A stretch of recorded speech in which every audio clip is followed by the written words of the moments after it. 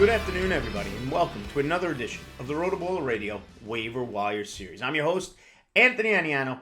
Happy to be with you here as we take a look at the Week 4 Waiver Wire, take a look at some hitters available out there starting Monday, June 28th. Guys, don't forget, head over to rotoballer.com and check out everything we have there. The main page, the premium packages, the expert chats, you name it, rotoballer.com, the place to be. Whether you're trying to finish the fantasy baseball season strong, get ready for fantasy football, or it's basketball, MMA, esports, PGA, NASCAR, or sports betting, rotoballer.com has it for you, whether you're a DFS or season-long player. And sign up for any of our premium packages, including the baseball and football. Sign up for any of those right now. Use the promotional code ACES and save yourself a little bit of money. And don't forget, weekly fantasy baseball is here. If you love the strategy of season-long fantasy sports, live for the short-term excitement of DFS, then be sure to try out our weekly fantasy baseball contests on Owner's Box. Head on over to rotoballer.com/box and sign up today. Our friends at Owner's Box are hooking you up. All new users get up to a $500 deposit match bonus and a free RotoBaller Premium Pass with a $99 value. We'll be hosting weekly free roll contests on Owner's Box as well, which are free to enter with lots of awesome prizes to the winners. Head on over to rotoballer.com/box for all the details and sign up today. All right, guys, Monday, June 28th. Can't believe we're a week away from checkpoint number 2 of the fantasy baseball season, which would be 4th of July weekend, but we're almost there. So let's take a look at some offensive pieces that can help us in the next couple of weeks. And we start behind the plate, and we go to Toronto for that. Reese McGuire of the Toronto Blue Jays. Only 3% rostered, but take a look at his numbers over the last 14 days. He's hitting an astounding .469, 1 homer, 4 RBIs, and 7 runs scored, batting in the bottom of that very strong Toronto lineup. On the season now, his batting average is up to .321, and I say this all the time. 300 hitters should not be available on the waiver wire, considering the rest of the league's hitting about .230. He's hitting .321 with a .361 on base percentage, and .810 OPS, on base plus slugging. Only 1 homer, 5 RBIs, not producing runs necessarily, but hitting for a high average, getting on base, has 11 runs scored, and in a position that is, many people are searching for value behind the plate. Reese McGuire right now, one of the hottest catchers out there, the 4th ranked catcher on Yahoo over the last 14 days. Let's move to the infield now, go around the horn at the corner infield position. And I got to mention this one guy, and most of you will be like, he's owned in our league, and okay, I get it. But nonetheless, Cron at under 50% rostered, according to Yahoo.com, seemed odd to me. So I felt the need to mention it, that if he's floating around in any league out there, you have to get him on your roster. Like I said, 47% on Yahoo. Red hot over the last 14 days, hitting .317 with half of his home runs on the season. 5 homers, 11 RBIs, 7 runs scored, hitting about 5th or 6th in that Rockies lineup. Essentially what happened with Cron, he was overdrafted, drafted too high, got dropped, but now is hot and needs to be re-added. On the season, .264 with a .363 on base percentage, an .840 OPS, 10 homers, 29 RBIs, and 30 runs scored. Still on a pace to give you 25 or so home runs this season, so be mindful of Cron. A little higher roster percentage than we usually talk about here, but should still be higher than 47% rosters. Now, Wilmer Flores of the San Francisco Giants. He's a corner infield, middle infield eligible, who really serves you value in a daily lineup setting, a fantasy league where you change the lineup each and every day. First base, second base, third base eligible, middle corner eligible.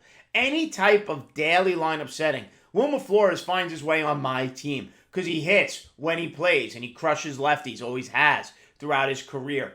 Over the last 14 days, he's hitting .389, 4 homers, 8 RBIs, 9 runs scored. And when he is in the lineup, he bats in the middle of that very good San Francisco Giant lineup.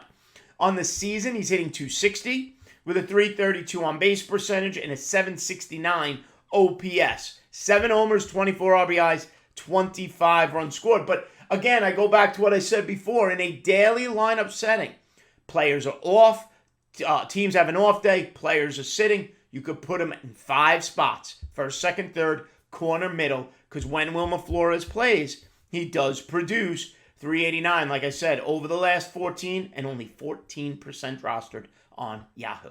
If you need a third baseman, Alex Bregman down with the injury. He's going to be out a while. Stay right there in Houston and take a look at Abraham Toro, okay? 13% rostered, scorching hot over the last 14 days, hitting 370, 2 homers, 10 RBIs, 5 runs scored. Those are his power numbers, his run-producing numbers for the season. 210 and 5. He's done all that damage over the last 14. His season batting average is 282 over that last 14. Now playing every day with Bregman out, that batting average at 370 has it up for the season to 282. On-base percentage is excellent. 378 leads to an 814 OPS, on-base plus slugging. He's got 11 hits in his last 39 at-bats, hitting 7th for that first-place Astros team. And again, he's the short-term, quick, easy replacement if you've lost Alex Bregman. Okay, transition to some another corner infielder, also outfield eligible. I can't believe I'm talking about this guy, but Jake Bauers of the Seattle Mariners, DFA'd by the Cleveland Indians for Bobby Bradley. Okay, and deservedly so. He was a top prospect. He never produced. 26 years old. Hit 190 this season for Cleveland as they gave him the first shot at bats at first base for them this year. Didn't produce in 43 games. Hit 190, 2 homers, 6 RBIs. Seattle claims him.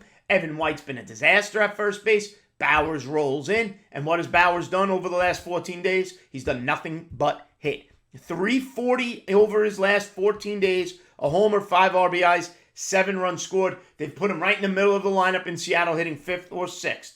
Okay, like I said, 190 with Cleveland. He's hitting 315 with the Seattle Mariners. Equivalent home runs, equivalent RBIs for both in significantly less games. Got to see him produce longer. He's flopped for a while now. Change of scenery sometimes does a player good. Jake Bauers right now is raking. He is 1%. He's your freebie. Okay, 1% rostered on Yahoo is Jake Bauers. If you need a corner infielder, if you need outfield depth, first base, he's eligible everywhere. Brandon Belt has hit the injured list. Whatever you need, Jake Bauers is out there and raking the ball right now for the Seattle Mariners. Okay, a couple of middle infielders who also have outfield eligibility. Myles Straw of the Houston Astros. Guys, everybody complains there's no stolen bases in fantasy baseball, yet Myles Straw, 30% rostered on Yahoo, is out there with 10 stolen bases on the year and 3 over his last 14 days. Hitting 333 over his last 14, 2 homers, 4 RBIs, 10 runs scored, either batting leadoff or 8th, kind of flopping around that Astros lineup, more towards the bottom, but with the ability to run, scoring runs, 10 runs scored over the last 14.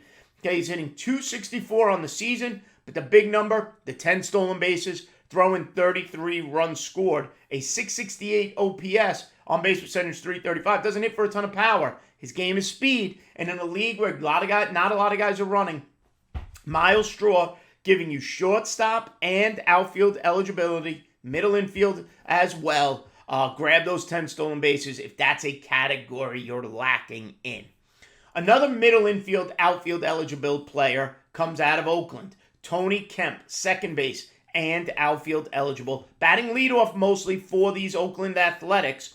Over the last 14 days, he's hitting 343. He's only 17% rostered. It's going to come potentially a little cheaper than Myles Straw in his 30% rostered. 343, 2 homers, 6 RBIs, 11 runs scored, stole a base over the last 14. A little more power than Straw. Doesn't run as much as Straw, but the eligibility is essentially the same. Middle infield, outfield. 288 on the season. Exceptional on base percentage. 410. Sign me up in an OBP league. 871 OPS. 26 runs scored, 17 RBIs, 4 homers, 4 stolen bases. Should finish the season double-double, home run and stolen bases, and out there in 83% of Yahoo leagues. And my final offensive player to add, another San Francisco Giants, I've mentioned him before, Steven Duggar, who just continues to hit and hit and hit, and it's getting ignored. Hitting 7th for that Giants, only 24% rostered on the season. 375 over his last 14, and on the year, he's hitting 323. Folks, 323 should not be on the waiver wire, but he's only 24% rostered. That's crazy. 6 homers, 5 RBIs, another double-double candidate. You give me 10 homers, 10 steals, and a 320 batting average, he has to be in fantasy lineups. Outfield eligible, a 382 on-base percentage for the year. The highest OPS of anybody I'm mentioning here today, 955. 6 homers, 22 RBIs. Steven Duggar is my number 1 ad of the week. Okay? Double-double, 320, 955 OPS, and available in about 75% of leagues. CJ Cron, not as available as others, but if he's out there, grab him. Wilmer Flores, love him for the multi-positional eligibility in a daily format. Toro, if you need an emergency third baseman. Bauer, if you need a middle infield outfield. Straw, if you need speed. Tony Kemp, middle outfield eligible. But Steven Duggar, the best outfielder available right now in leagues with that 955 OPS. And if you're desperate for a catcher, take a look at Reese McGuire of the Toronto Blue Jays. All right, everybody. Like I said at the start, head over to rotoballer.com and check out everything there. Follow me on Twitter at @Aniano Fantasy. Stay right here on the RotoBaller Radio YouTube channel. Make sure you check out the pitcher waiver wire video and all the other great content courtesy of rotoballer.com.